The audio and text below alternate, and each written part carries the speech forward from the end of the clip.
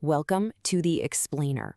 Today, we're going to tackle one of those huge life questions using a simple but really powerful framework that might just change the way you think about your career for good. Oh man, that question. It doesn't matter if you're 18 or 48, right? It can feel completely overwhelming, that pressure to find the one single perfect career path. It can be paralyzing. But what if there's a smarter way to approach it? And that feeling, it's totally universal. It's this exact sense of being lost in a giant sea of options that a psychologist named John Holland really wanted to solve. He saw people struggling, not because they weren't capable, but because they just didn't have a map. Okay, so let's get into it. Back in the 1950s, Holland introduced this idea that was, well, it was a total game changer for career counseling. He called it the person-environment fit. So here's the big idea. It's not just about what you're good at, it's about where you feel like you belong. Holland's theory basically says that when your job environment is in sync with your personality, you feel engaged, motivated, and, successful. But when there's a mismatch, that's a one-way ticket to burnout and frustration. It's often the hidden reason we feel so drained by a job, even if we're technically really good at it. So, to make this whole thing practical, Holland identified 6 basic personality types that we all fall into in different combinations. You can kind of think of it like decoding your own career DNA. The model is called RIASEC, which is just an acronym for the 6 types we're about to explore. First up, we've got R for realistic. These are the doers, the folks who love to work with their hands, with tools, with machines, to build and create actual, tangible things. Realistic types are just practical problem solvers. They really thrive in careers like engineering or being a skilled electrician, where they can see the direct results of what they've done. They'd much rather have a concrete task than some abstract theory. All right, let's move on to I for investigative. These are the thinkers. They're driven by this really deep curiosity to understand how the world works, and they just love digging into complex problems. The common thread here is the love of an intellectual challenge.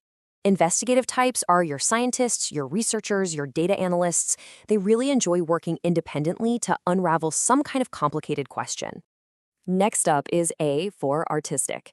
And no surprise, these are the creators. They're imaginative. They value self-expression above almost anything else, and they thrive in environments where they can bring brand new ideas to life. And what this really highlights is their need for freedom. Artistic types tend to prefer unstructured settings where they can be totally original. So, think of your graphic designers, your musicians, your writers, people who really shy away from routine and rigid rules. Moving right along, we have S for social. These are the helpers. Their main motivation in life is to assist, to teach, and to empower other people. So the social type naturally excels in careers that are built on human connection. They're empathetic, they're great communicators, which makes them fantastic teachers, counselors, and social workers. They just thrive on collaboration. Then you have E for enterprising. These are your persuaders and your leaders. They tend to be ambitious, they enjoy taking risks, and they're really skilled at influencing other people to work towards a common goal. You can definitely see the pattern with these careers. Startup founder, sales professional, manager.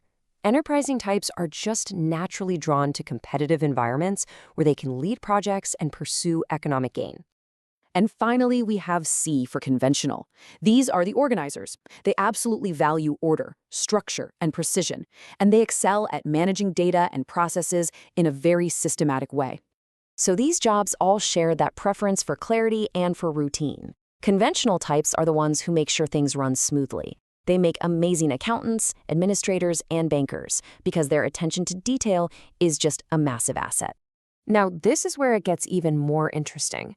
Holland didn't just list these types out, he actually arranged them in a hexagon to show how they all relate to one another. So here's the key. Types that are next to each other on this hexagon, like social and enterprising, they share a lot of common traits. That makes it a much easier career switch between them. But the types that are opposite each other, like say realistic and social, they are very, very different. Trying to jump from a hands-on engineering job to a people-focused counseling role, well, that would be a much bigger leap. Okay, so how do you actually use this map for your own career journey? It's not about putting you in a box, not at all. It's about giving you a really good starting point for exploration. The process itself is pretty straightforward. First, you assess your type. maybe through a quiz or just some good old-fashioned self-reflection. Most people are a combination of 3 types, which gives you this unique 3-letter code, like SEA for social, enterprising, artistic. Then you can start exploring careers that align with that specific code. Now, it is really, really important to be clear about this. Holland's theory is a powerful tool for sure, but it is not a crystal ball.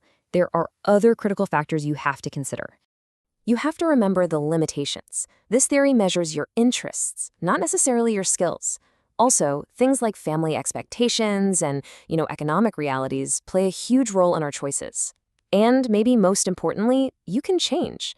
Your interests might evolve over time, so this isn't some one-and-done diagnosis for life. So we'll leave you with this question to think about. Looking at these 6 types, where do you see yourself? And how could finding a better person environment fit? How could that truly change the way you feel about your work every single day?